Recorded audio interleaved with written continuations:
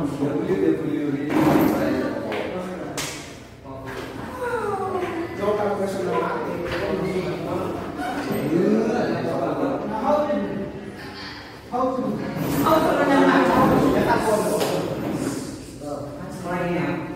So good afternoon everyone. So today I'm going to present to you my chosen topic, which is the Central Cebu Protected Landscape, or also known as Republic Act number 9486 of 2007. So the Central Cebu Protected Landscape, or CCPL, is a significant protected area that is located in the central region of Cebu, Philippines. It was established to conserve biodiversity, to protect watersheds, and to promote sustainable development. The CCPL encompasses several key forest reserves and national parks. The CCPL covers approximately 29,062 hectares of contiguous forest lands and watersheds. So it spans parts of the central Cebu cities of Cebu City, we have Toledo, Talisay, and Lanao, as well as the municipalities of Balamban, Minglanela, Consolacion, Biluran, and Compostela. So the CCPL characteristically roll into steep and rugged with wide valleys, with an elevation range from 100 to 1,000 meters above sea level. And to be exact, 2,58 meters above sea level. So here's the map locations. So the protected area, the CCPL is under the National Integrated Protected Area System Act of 1995. The CCPL is classified as protected landscape. So this classification helps to maintain the area's natural conditions while allowing sustainable human activities that do not adversely affect the environment. So now let's proceed to the flora. So the Cebu Central Protected Landscape is home to a diverse plant species, which 144 of them are endemic to the said protected area. So we have this Cebu Sinamochi, which is only located in Cebu. This is under critically endangered tree species that is unique to Cebu. Another one, we have yung tinatawag natin na Cyanopetra cebuensis.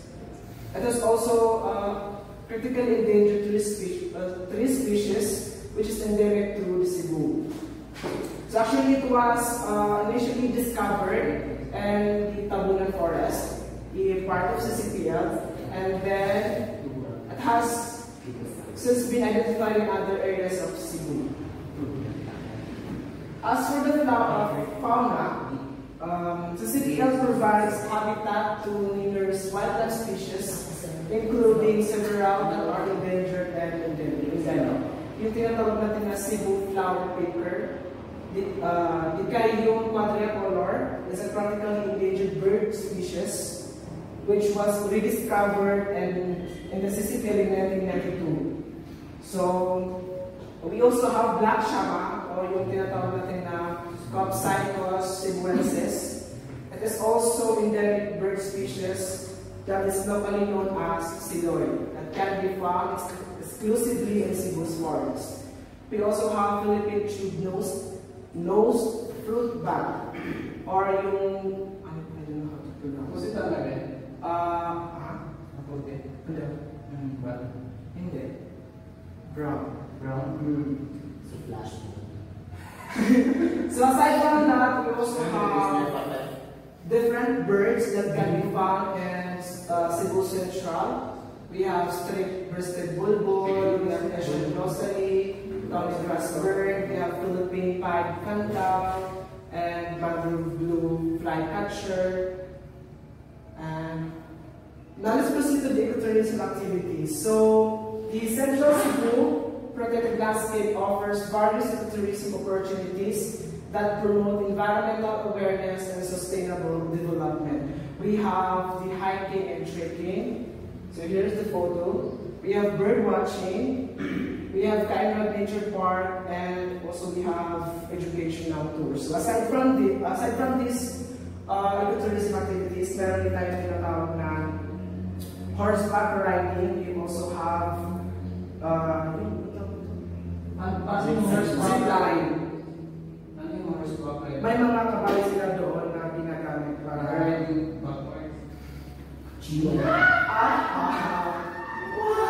And to sum up, the Cebu Central Protected Landscape is an important environmental asset in the Philippines, as it plays important role in biodiversity conservation, water resources management, and ecotourism development. Protecting the CCPL ensures that the future generations continue to benefit from its rich natural resources and ecological significance. Wow. So here's the references. You can watch it on YouTube. Biodiversity Management Group hosted by Lauren Ricardo. Any questions? Go na! What's the difference between cinnamon sequences at saka cinnamon Gormanay. gourmand? Actually, ang cinnamon Cebuenses. Gusto ka naman pala tapos. Okay. Actually, pareho silang cinnamon.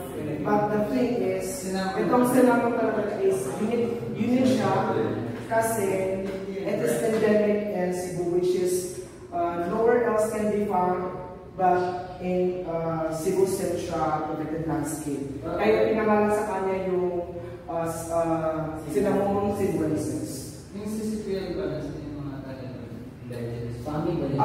Actually, may mga indigenous people doon, mga nakalimutan ko ang tawag sa kanila. Hindi ba kami mali? Wait. We have may mga indigenous group. Nakalimutan ko yung Hindi mga Cebuanos. may mga nakatira doon actually na nakalimutan ko yung tuloy. Sige lang. Pero siya ba? What are the aside from these Cebuenses at saka yung Cyanometron, we also have Agathis philippinensis, which is Almasiga. We also have dipterocarps, different dipterocarps such as Tanghile. We have red and white lawan. Any questions? Isang iba ito. Sure. God ka. Ano ba sa isa ito? Mga yan. Para to